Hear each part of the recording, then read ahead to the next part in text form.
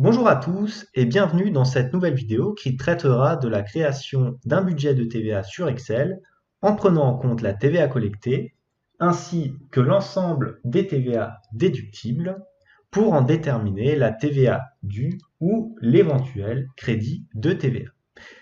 Mais tout d'abord, pour ceux qui veulent le fichier pour travailler directement dessus, vous le trouverez en lien dans la description. Et pour ceux qui souhaiteraient aller plus loin, je vous invite aussi à visiter les mêmes liens dans la description. Je ferai part de mes cours plus approfondis en version PDF ou vidéo.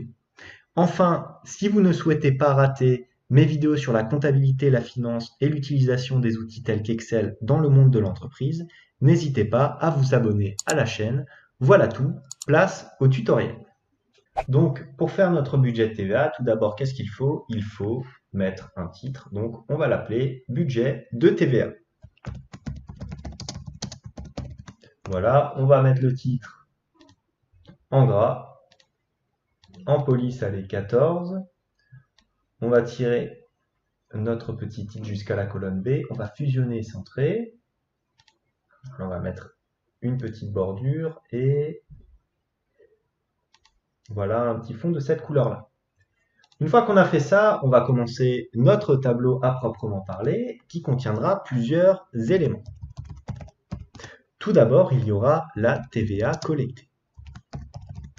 Qu'est-ce que la TVA collectée? C'est la TVA que vous allez collecter au nom de l'État lorsque vous allez vendre votre produit fini. Par exemple, vous fabriquez un produit fini, vous décidez de le vendre à 100 € hors taxe, vous allez devoir y appliquer une TVA à 20%, c'est-à-dire que vous devrez le vendre TTC à 120 € et 20 € que vous allez récupérer reviendra à l'État au nom de la TVA. Cette TVA collectée sera minorée de ce que l'on appelle la TVA déductible. Il s'agit là de la TVA que vous allez payer sur tous les achats de marchandises et de produits nécessaires à l'activité de votre entreprise qui viendront minorer la TVA collectée.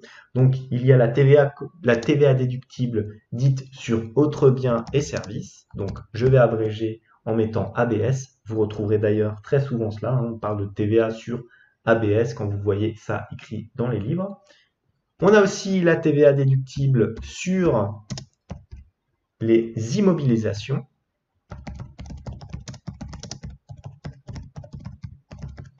Il s'agit là, comme son nom l'indique, de la TVA que vous allez pouvoir déduire au titre de l'achat d'immobilisation, c'est-à-dire des comptes de classe 2. Et enfin, des crédits de TVA reportés.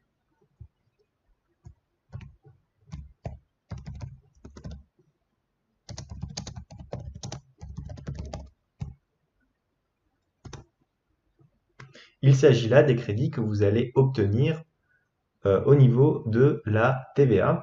Donc, c'est-à-dire que lorsque vous allez vous retrouver avec une TVA collectée supérieure à une TVA déductible, vous aurez donc une TVA que vous devrez à l'État. Mais dans le cas contraire, vous aurez ce que l'on appelle un crédit de TVA.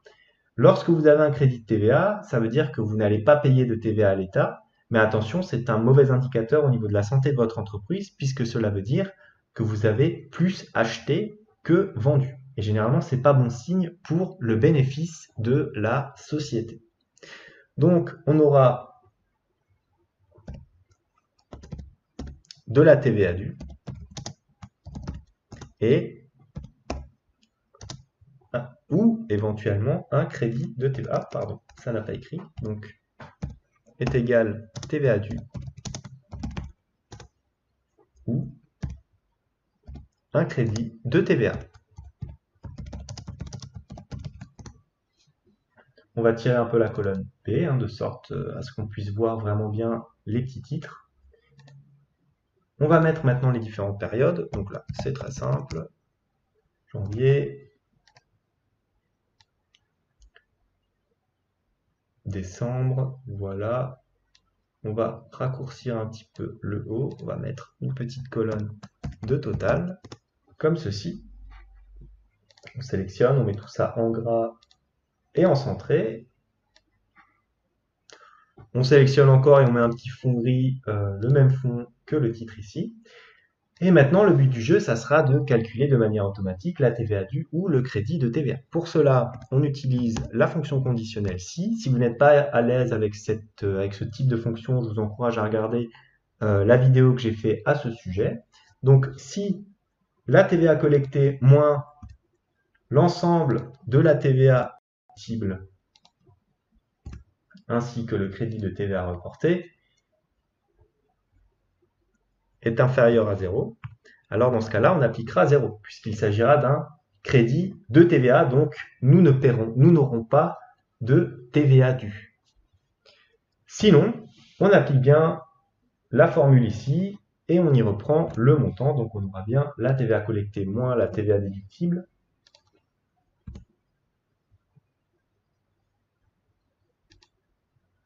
et on ferme la parenthèse.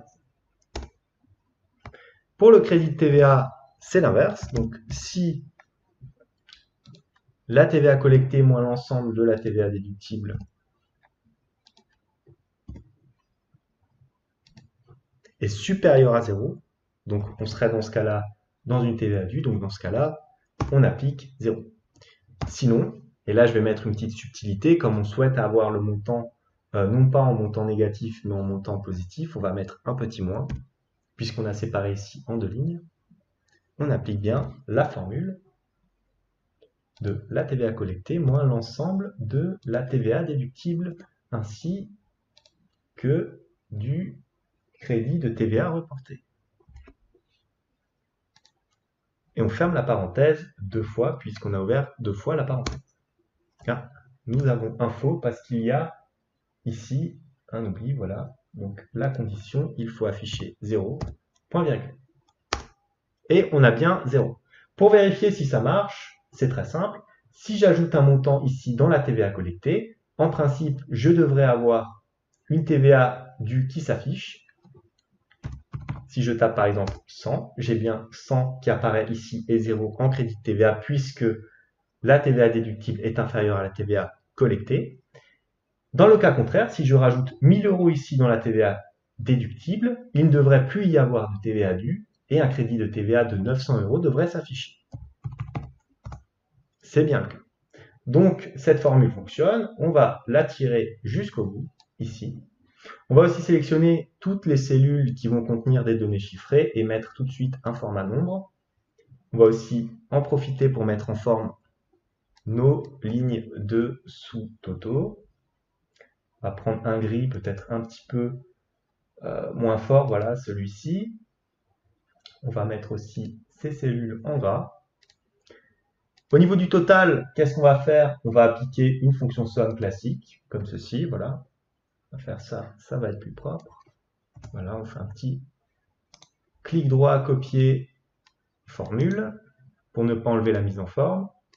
Comme ceci, on va prendre les différents éléments et on va appliquer une belle petite bordure.